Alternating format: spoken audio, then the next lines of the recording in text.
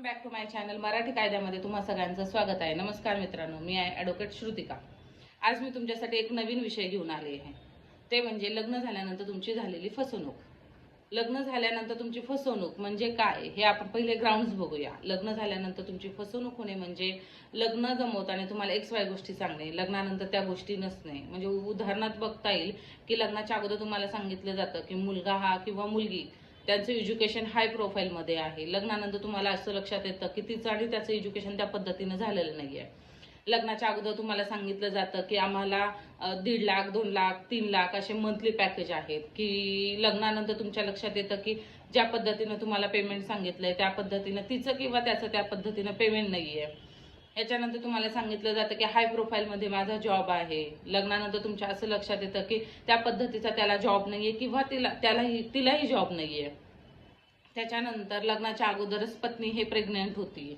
त्याच्यानंतर अजून पाहिलं तर पती किंवा पत्नी या दोघांच्या लग्नानंतर किंवा लग्ना अगोदरचे एक्स्ट्रा मॅरिटल अफेअर आहे ते एकमेकांपासून लपवले असतील, तर ह्या सगळ्या गोष्टी येतात की फसवणुकीमध्ये ग्राउंड येतात। तर ह्या गोष्टी तुमच्या लक्षात आल्यावर तुम्ही एखाद्याचा सल्ला घेतला की मला मॅरेज हे कॅन्सल करायचंय, म्हणजेच मला डिवोर्स घ्यायचा आहे तिच्याकडून किंवा त्याच्याकडून, पण तुम्हाला अशा परिस्थितीमध्ये समजलं जातं की डिवोर्स जर घ्यायचा असेल तर 1 वर्ष पूर्ण हा कालावधी झालेला पाहिजे, म्हणजे 1 वर्षाचा सेपरेशन पिरियड पूर्ण झालेला पाहिजे।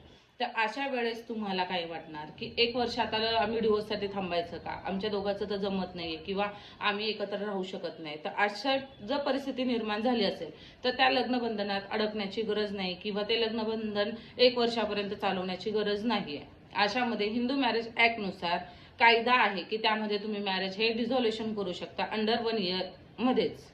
म्हणजेच काय करता येईल तुम्हाला की हिंदू मॅरेज ॲक्टनुसार कलम 11 आणि 12 मध्ये यामध्ये स्पष्टपणे नमूद करण्यात आलं आहे की विवाह विच्छेदनासाठी कायद्याने 3 महिन्यानंतर तुम्ही पिटिशन दाखल करू शकता। पण 3 महिने अशी काही कंडिशन असतात, अशी काही परिस्थिती असतात की 3 महिने तुम्ही एकत्र राहू शकत नाहीत। तर तुम्ही ह्या गोष्टीत काय करायचं, ज्यावेळेस तुम्हाला समजलं की माझं लग्न हे फसवणूक करून करण्यात आलं आहे, त्यावेळेस तुम्ही कोर्टाला विवाह विच्छेदनासाठी कलम हिंदू मॅरेज ॲक्टनुसार 11 आणि 12 या कलमामध्ये विवाह विच्छेदन म्हणजे मॅरेज कॅन्सलेशनसाठी तुम्ही अर्ज करू शकता 1 वर्षाच्या अगोदर, आणि तुमचं हे लग्न कॅन्सल करून घेऊ शकता। कायद्यान्वये तुम्ही ह्या गोष्टी करणे गरजेचे आहे। जर तुम्ही 1 वर्षानंतर कोर्टाला पिटिशन दाखल केलं तर ते तुमचं लग्न हे कॉमन पकडलं जातं, म्हणजे तुम्हाला फसवणूक झाली नव्हती, तुम्ही 1 वर्षापर्यंत वाट बघितली। तर ह्या गोष्टीला एक सोल्युशन किंवा एक सल्ला म्हणून मी तुम्हाला नक्कीच सांगू इच्छिते की विवाह विच्छेदनाचा हा कायदा कलम 11 आणि 12 हिंदू मॅरेज ॲक्टनुसार तुम्ही 1 वर्षाच्या आत विवाह कॅन्सल करून घेऊ शकता।